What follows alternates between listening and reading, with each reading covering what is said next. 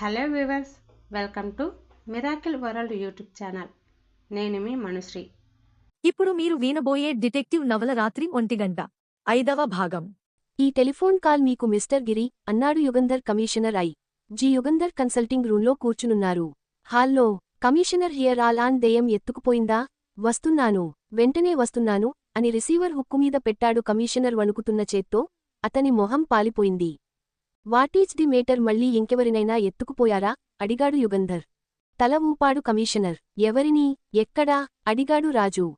నా కొడుకుని రమేష్ని, నా ఇంట్లోంచి, చెప్పాడు కమిషనర్ వణుకుతున్న గొంతుతో.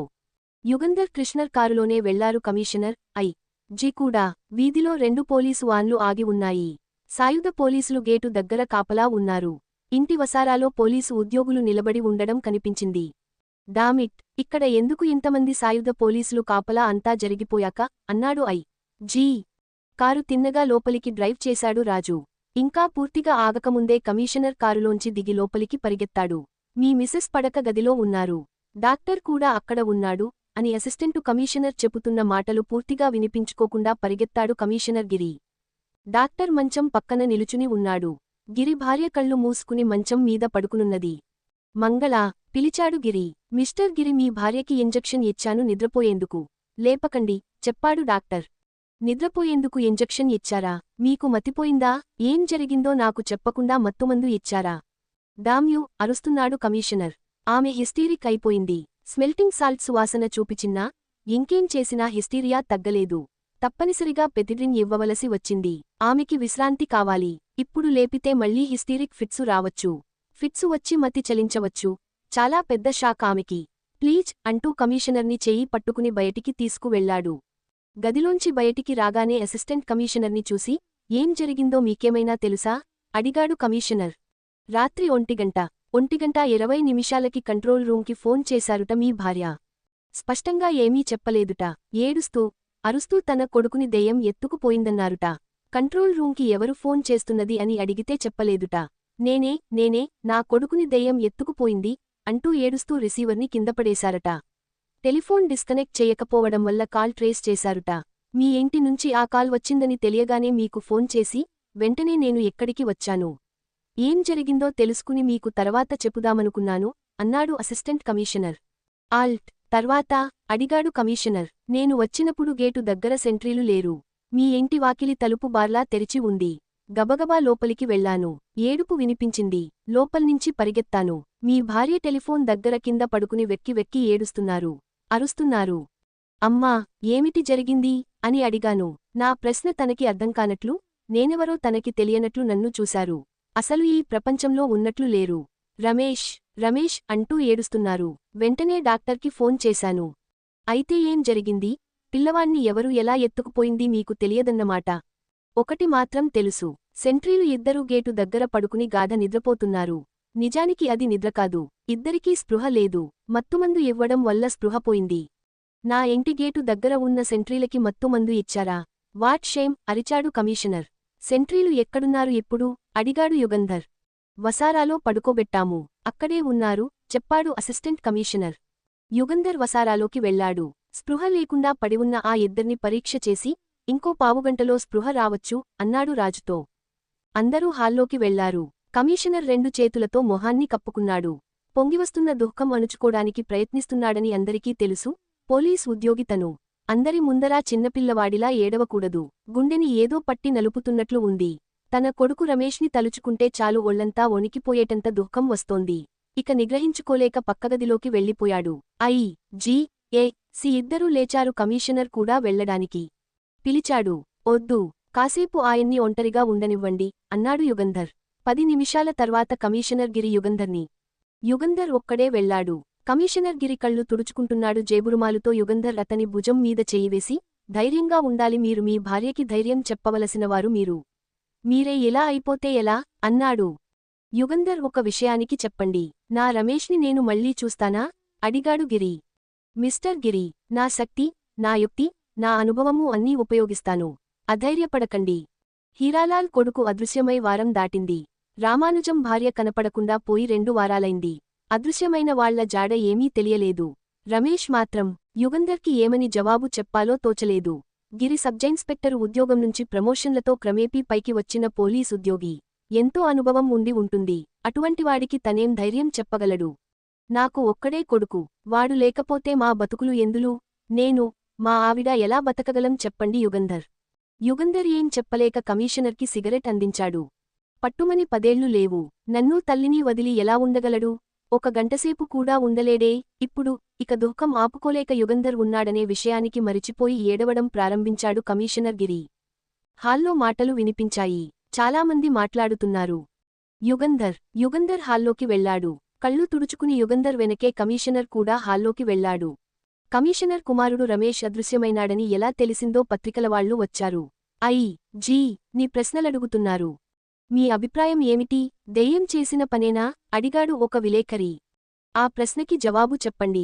స్పష్టంగా తేల్చి చెప్పండి అడిగారు మిగతా విలేకరులు. జీ వెంటనే జవాబు చెప్పలేదు. యుగంధర్ పత్రికా విలేకరుల మధ్యకి వెళ్లి నేనెవరో తెలుసా? అడిగాడు. డిటెక్టివ్ యుగంధర్ మిమ్మల్ని అడుగుదామనుకుంటున్నాము అన్నారు అందరు విలేకరులు. అడగండి. మీ ప్రశ్నలన్నిటికీ నేను సమాధానాలు చెబుతాను.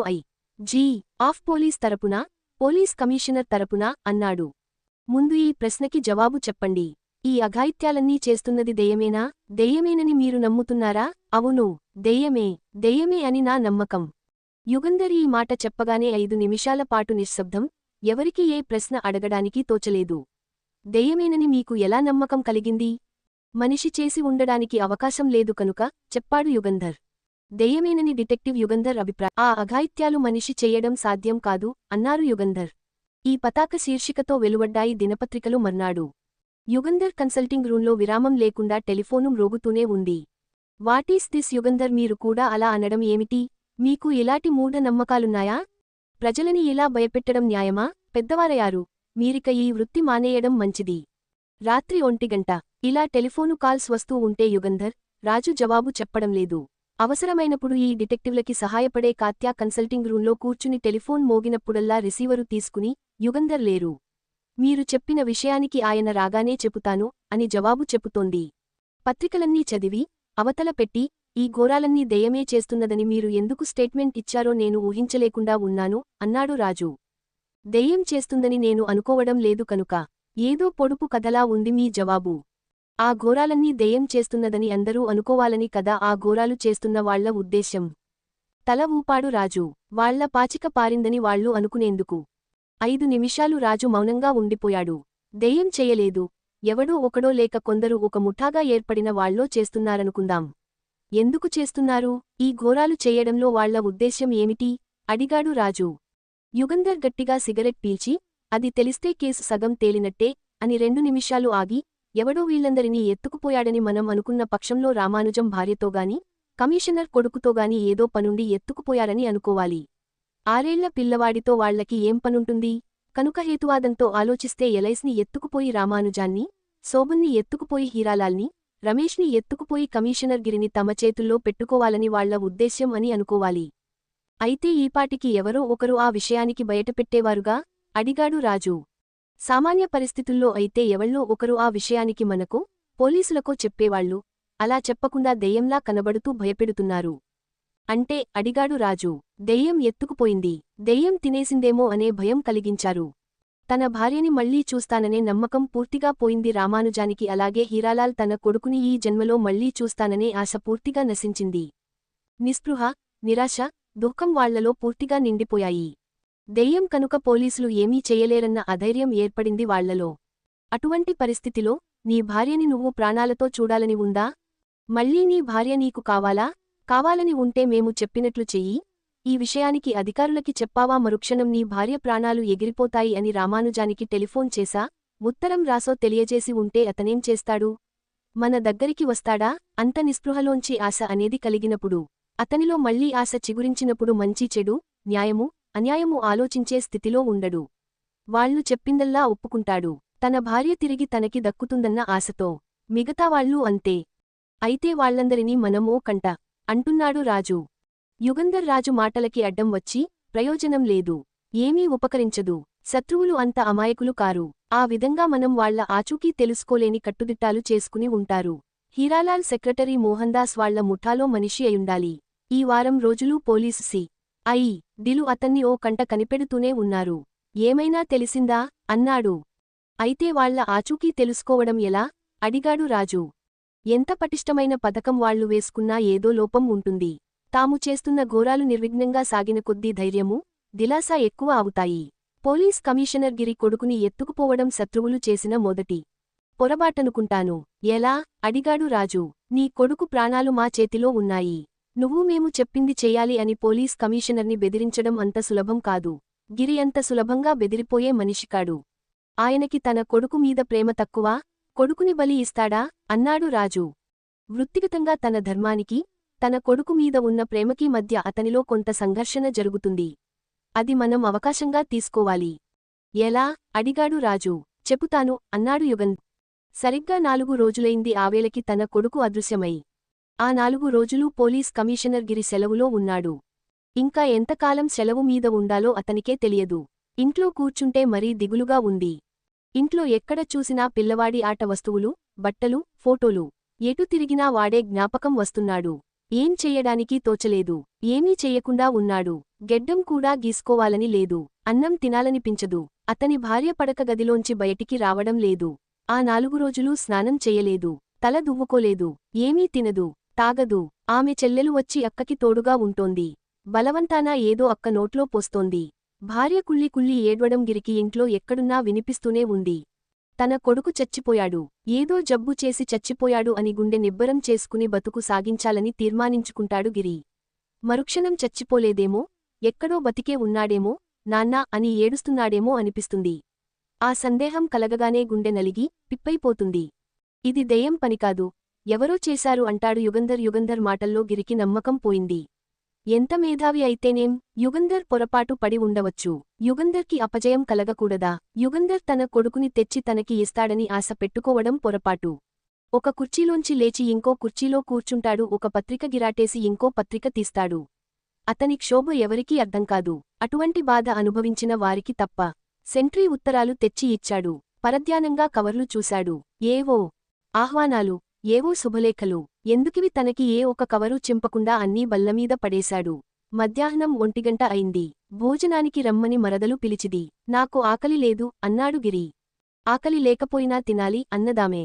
అంతలో టెలిఫోన్ మోగింది. రిసీవర్ తీసుకుని ఎస్ గిరి హియర్ అన్నాడు. మిస్టర్ గిరి, నీకు వచ్చిన ఉత్తరాలలో ముఖ్యమైన ఉత్తరం ఒకటి ఉంది. మీ కొడుకు గురించి చూడండి అని అవతల మనిషి టెలిఫోన్ డిస్కనెక్టు చేశాడు. ఆ మాట్లాడిన మనిషి మొగాడో ఆడదో గిరికి తెలియలేదు. తన పక్కనే బల్లమీద ఉన్న ఉత్తరాలు తీశాడు. 4 కవర్లు చింపాడు. ఏవో ఇన్విటేషన్స్. 5వ కవరు చింపుతుండగా దాంట్లోంచి ఓ ఫోటో బయటపడ్డది. గిరి గుండె ఒక్కసారి ఉరుకలు వేసింది. అది తన కొడుకు ఫోటో. తన కొడుకు అదృశ్యమైన తరువాత తీసిన ఫోటో అయి ఉండాలి. పిల్లవాడు అదృశ్యమైన రోజు సాయంకాలం తను కొన్నాడు ఆ రెడీమేడ్ డ్రెస్. చారల షర్లు, నల్లని కాలర్, జేబు మీద గుర్రం బొమ్మ. హాయిగా నవ్వుతున్నాడు ఆ ఫోటోలో. కవరులో ఉత్తరం లేదు, ఇంకేమీ లేదు, ఫోటో తప్ప. వెనక్కి తిప్పి చూశాడు. మీ అబ్బాయి బతికే ఉన్నాడు, హాయిగా ఉన్నాడు, అధైర్యపడకండి అని విడి అక్షరాలతో రాసి ఉంది. ఒక్క గంతులో తన భార్య దగ్గరికి వెళ్లి చెప్పాలనిపించింది, మన బాబు బతికి ఉన్నాడని. కాని అన్నేళ్ల పోలీసు శిక్షణ వృధా కాలేదు. తమాయించుకున్నాడు. ఆ ఫోటో జేబులో పెట్టుకుని నిట్టూర్చాడు. ఇప్పుడతనిలో నిప్పురుహ పోయింది. కళ్లలో ఆశ కనబడుతోంది. ఎవడో బ్లాక్ మెయిలర్ తన కొడుకుని ఎత్తుకుపోయాడు. డబ్బో ఇంకేదో అడుగుతాడు. అతను అడిగింది ఇస్తే తన కొడుకు తనకి దక్కుతాడు. పోలీస్ కమిషనర్ అయిన తననే బ్లాక్ మెయిల్ చేయడానికి పూనుకున్నాడంటే వాడెవడో బాగా తెగించిన మనిషి అయి ఉండాలి. తను తప్పటడుగులు వేస్తే తన కొడుకుని తనే బలి ఇచ్చుకుంటాడు. తన కొడుకుని రక్షించాలి, తనే రక్షించాలి, ఎవరికీ చెప్పకూడదు. చెప్పాడా తన కొడుకు ప్రాణానికి మోసం కలుగుతుంది. మళ్లీ టెలిఫోన్ మోగింది. రిసీవర్ తీసుకుని గిరి హియర్ అన్నాడు. ఫోటో చూశారా? చూశాను. మీ అబ్బాయిని ఒకసారి చూస్తారా అంటే అడిగాడు గిరి. మీ అబ్బాయిని మీరు ఒకసారి చూడదలచుకుంటే ఏర్పాటు చేస్తాను. చూడాలని ఉంది. అయితే సాయంకాలం 6 గంటలకి మీరు ఒక్కరే మీ కారులో మౌంట్ రోడ్కి వచ్చి పి.ఎం.జి. ఆఫీసు ఆవరణలో ఆపి పోస్టాఫీసులో ఉన్న ట్రంకాల్ బూత్లోకి వెళ్ళండి. క్లిక్ మన్నది టెలిఫోన్. రాత్రి 1 గంట. పోలీస్ కమిషనర్ గిరి అరగంట కాచుకున్నాడు మౌంట్ రోడ్ పోస్టాఫీస్ ట్రంకాల్ బూత్లో. ఎవరూ రాలేదు. ఎవరూ వచ్చి ఏమీ చెప్పలేదు. తనేమైనా పొరబాటు చేశాడా? ఎందుకు రాలేదు ఆలోచిస్తూ కారు దగ్గరకి వెళ్లి తలుపు తెరిచాడు. ముందు సీటు మీద ఒక కవరు పడున్నది. ఆతృతతో కవరు చింపాడు. ఇప్పుడు 6:30 ఇందిరా టాక్సీ కారులో వెళ్లి వెనకవైపు ఉన్న కార్ పార్కింగ్ స్పేస్లోకి వెళ్ళండి. అక్కడ ఉన్న నల్లరంగు అంబాసిడర్ ఎక్స్ 19999 నెంబరు కారు పక్కన మీ కారు ఆపండి. మీ కారు దిగి ఆ అంబాసిడర్ కారు ఎక్కండి. కారు తాళం చెవులు కారులోనే ఉంటాయి. కారు స్టార్టు చేసి ఆ కారులో గ్రాండ్ ట్రంక్ రోడ్ మీదకు రండి. కారులో పెట్రోల్ చాలా ఉంది. ఎంత దూరం అని ఆలోచించకండి. 25 మైళ్ల స్పీడున వెళ్ళండి. దోవలో ఎక్కడో మీకు ఒకరు తటస్థపడతారు. అతను మిమ్మల్ని మీ అబ్బాయి దగ్గరకు తీసుకువెళతాడు. మమ్మల్ని వెంటాడేందుకు ఏర్పాటు చెయ్యరని నమ్ముతున్నాను. అటువంటి ఏర్పాటేదైనా చేస్తే మాకు తెలుస్తుంది. అటువంటి ఏర్పాటేదైనా చేస్తే మీ అబ్బాయి పాపం. ఈ ఉత్తరం చిన్న చిన్న ముక్కలుగా చింపి పారేయండి. మేము చెప్పినట్లు చేస్తారో చెయ్యరో ఇక్కడే ఉండి మేము చూస్తూ ఉంటాము. నా కారు దగ్గరికి ఎవరు వచ్చారు? ఆ మనిషి ఎలా వెళ్లాడు? ఎటు వెళ్లాడు? విజిల్ ఊదితే పోలీసులు పరిగెత్తుకు వస్తారు. పోస్టాఫీస్ ఆవరణలోంచి ఎవరినీ బయటికి వెళ్లనివ్వరు. ఆ మనిషి దొరికిపోతాడు. ఏం చేస్తే బావుంటుందని ఆలోచించాడు గిరి. ఆ ఉత్తరం తెచ్చి కారులో పడేసినవాడు ఎవడో అనామకుడై ఉండవచ్చు. వాణ్ణి పట్టుకుంటే తన కొడుకు విషయానికి కాని ఆ దుర్మార్గుల విషయానికి కాని ఏమీ తెలియకపోవచ్చు. నో, రిస్కు తీసుకోకూడదు. తన కొడుకు ప్రాణాలతో చెలగాటం ఆడకూడదు. ఆ ఉత్తరంలో చెప్పినట్లు తప్పకుండా చేశాడు పోలీస్ కమిషనర్ గిరి. మరిన్ని ఇలాంటి నవలల కోసం ఈ ఛానల్ని లైక్ చేయండి, షేర్ చేయండి, అలాగే సబ్స్క్రైబ్ చేయండి. మీకు సలహాలు సందేహాలు ఏమైనా ఉంటే కామెంట్ రూపంలో తెలియజేయండి.